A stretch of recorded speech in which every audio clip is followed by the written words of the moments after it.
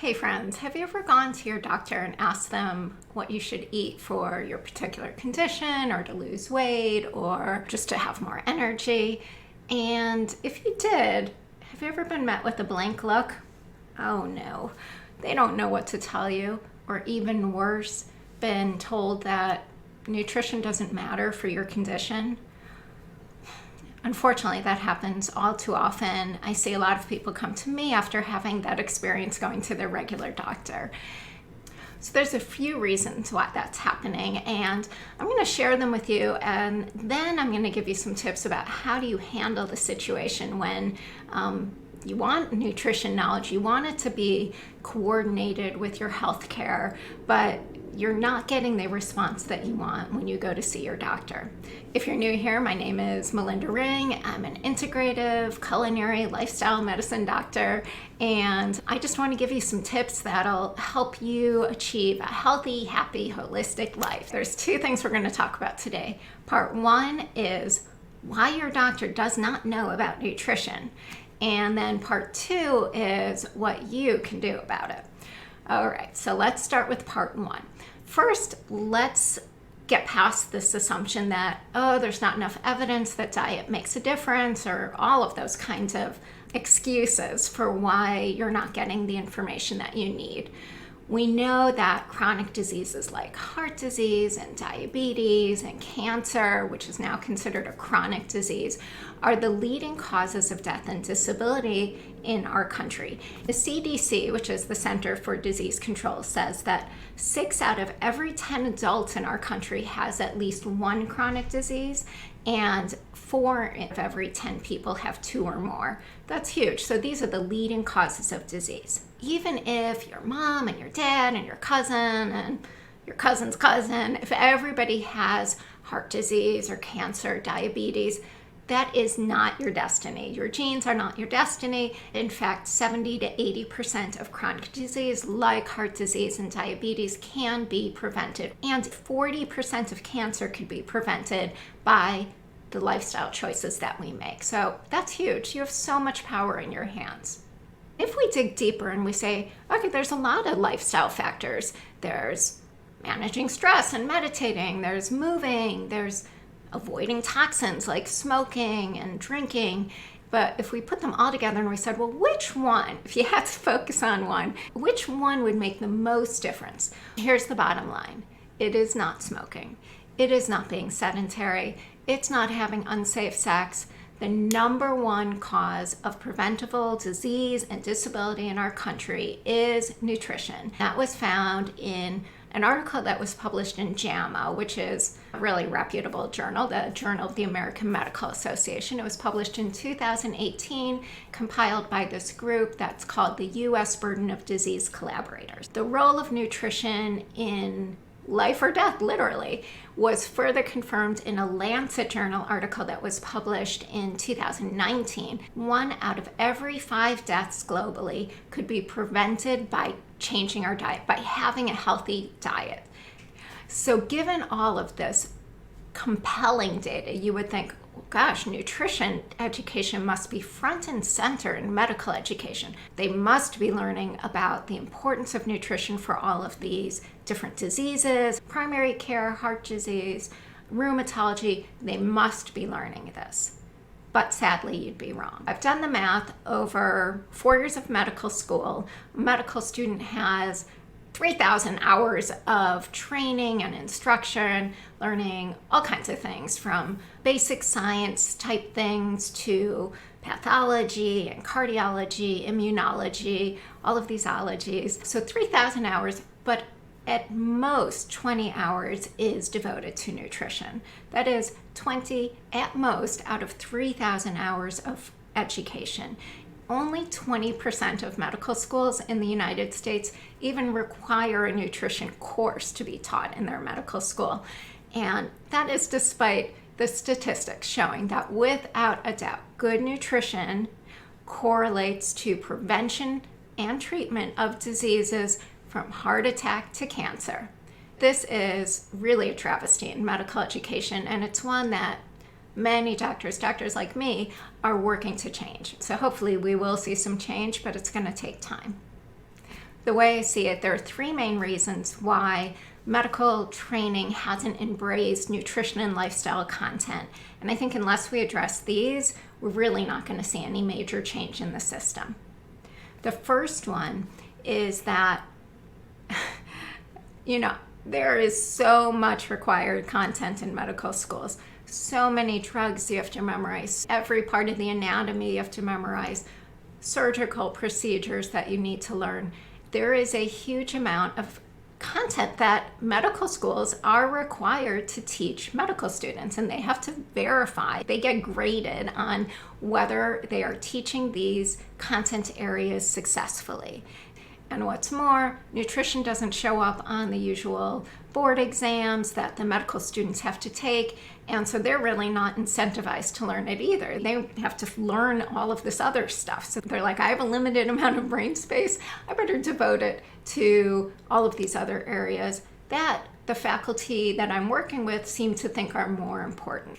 Number two, there's a capacity barrier. All of the professors in medical school don't have the training in nutrition, so therefore, how can they be expected to teach the next generation of doctors? So there's really a workforce problem in terms of physicians who believe in the power of nutrition as medicine. And number three, there's a financial barrier. Even when we do get to the point where we're having faculty who are trained in nutrition and lifestyle and integrative medicine, even if medical schools may give lip service to saying that, sure, you can teach nutrition or integrative medicine or lifestyle approaches, they really need to put their money where the mouth is. They need to support the time of faculty to create these curricula, to implement it, to spend time teaching and updating as new content comes out. So those are the three things that I think are the main barriers right now. On the good news front, there is some movement in this area pretty recently after the White House convening with a meeting set for the spring of 2023, hosted by these two organizations, the AAMC, which is for undergraduate medical school education, and the ACGME, which is for graduate medical education for residents and fellows, to say, like, how can we get nutrition competencies into the curricula? And so I think that we're going to see some change. In a couple of generations, yeah, future doctors will be trained in nutrition and they'll feel comfortable talking to patients. But what do you do now when you're going to see your doctors who are great in so many ways, but they just don't know what to tell you? Part two, if your doctor tells you nutrition doesn't matter, you're going to do this. Okay, there's three things that I'm going to propose. Number one, try to educate them. Bring articles, bring website blogs from reputable sites, bring data to show that nutrition makes a difference. And it can also even be evidence that's your own story about nutrition making a difference in the way that you feel or a disease process for you, for a family member, a friend. So that's one thing, is you can try to educate them. Now, don't bring like the latest TikTok reel, like, oh, I saw such and such on TikTok and Kim Kardashian is using this, so what do you think? Should I add that in? If you really want to create change in your doctors and get them to buy into nutrition making a difference, you're going to have to speak their language to a bit of a degree and make sure that you're using evidence-based resources. Of course, it is not your role to teach your doctors. You don't need to teach them nutrition, but I'll say I learn things from my patients all the time. I've done a lot of different trainings over the years, but still, when somebody reads something, I at least can come to it with an open mind and say, okay, I don't know about that. Thank you for sharing it. I'm going to look into it a little bit more. And hopefully your doctor will come with that kind of open-mindedness to at least listening to what you have to say and not just rejecting it as being worthless. So number two, remember that your doctor is not going to become a nutrition expert overnight. Even if they do go to a conference or read some articles, their basic training, 4 years of medical schools, then 3 to 8 years of additional training included very little nutrition. So it's not going to happen overnight that they are going to be able to guide you that well.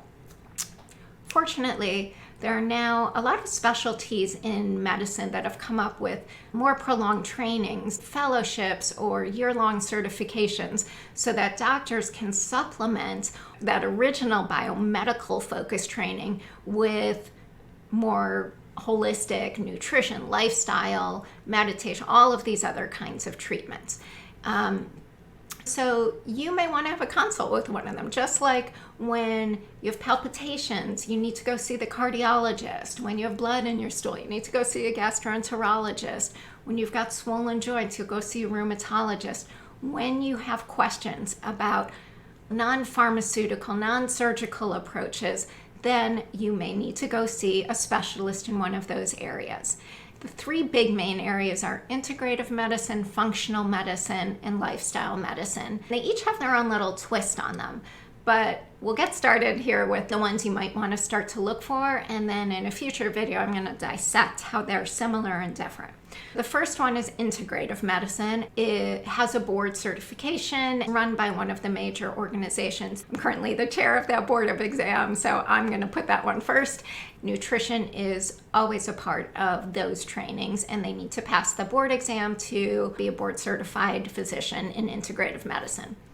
The second one is lifestyle medicine, and lifestyle medicine has really blossomed in the past several years. It is similar to integrative medicine, but it doesn't have all of the holistic approaches from around the globe that integrative medicine does. The nutrition that it promotes is a plant-forward or a plant-based diet. So if that's what you're interested in, then a lifestyle medicine physician would be a great fit for you. The third is functional medicine. Again, it kind of overlaps, these all overlap, but they talk about digging into things like, do we need to address gut health? Are there hormone imbalances? Is there a micronutrient deficiency that's causing a problem? It may include specialized diets that are more focused on these root causes. To become a certified functional medicine doctor, you have to go through a series of thorough trainings and then pass an exam. Then there's several other physician-focused specializations. Doctors can become a physician nutrition specialist. They could be obesity, bariatric certified. And then there's, culinary medicine specialists. There's nutritional genomics. There's like all kinds of certifications that doctors can get. But really the three big categories to think about are integrative medicine, functional medicine, and lifestyle medicine. It's a good starting point in order to think about who might you go see for some additional advice. And thirdly, if you want to make nutrition changes and you need support, definitely go beyond the doctor. In many cases, you're going to want to supplement what you're doing with seeing somebody who's really spent time training specifically in nutrition. And there's so many different categories, and they have very different levels of training and different scopes of practice. Generally, coaches should be helping you implement a program recommended by a licensed professional, as opposed to, for example, a licensed registered dietitian who's done extensive training and can give you a specific dietary plan. We have to think about now a team-based approach to care. When you start to think about nutrition and where to go for help, don't just rely on the internet. Don't rely on what your friends say, and sometimes don't rely on your doctor unless your doctor has done specific training. Your team needs to include you and a trusted guide and a trusted coach.